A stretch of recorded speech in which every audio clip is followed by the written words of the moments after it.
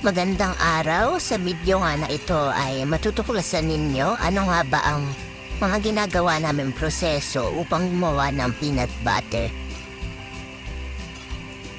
So ayan nga, pagkatapos nga nating prituhin itong ating mani ay lalagyan na natin ito ng butter. At maya-maya ilalagyan na rin natin ito ng asukal. At ngayon nga ay itatahal na natin sa mga boteng pinamili natin ang peanut butter na pinagilid natin sa palengke.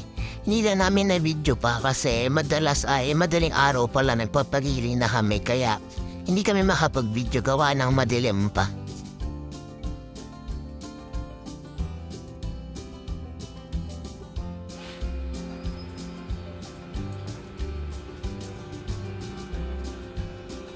Ayan, sa ngayon po, ito pa lang po yung aming natatakal. Ito na nga yung mga sticker na pinaprint natin. So, pagkatapos natin magtakal ng mga peanut butter ay nidikatan na natin ang mga bote ng sticker.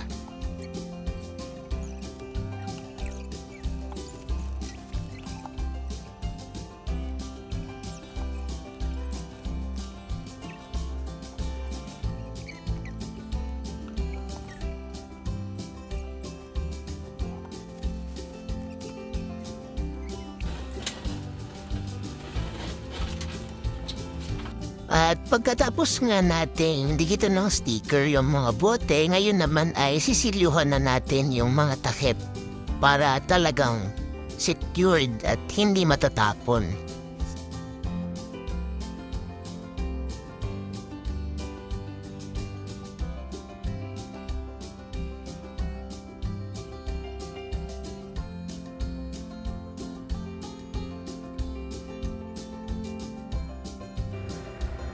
At matapos nga ang lahat ng proseso, ngayon ay ito na ang ating finished product.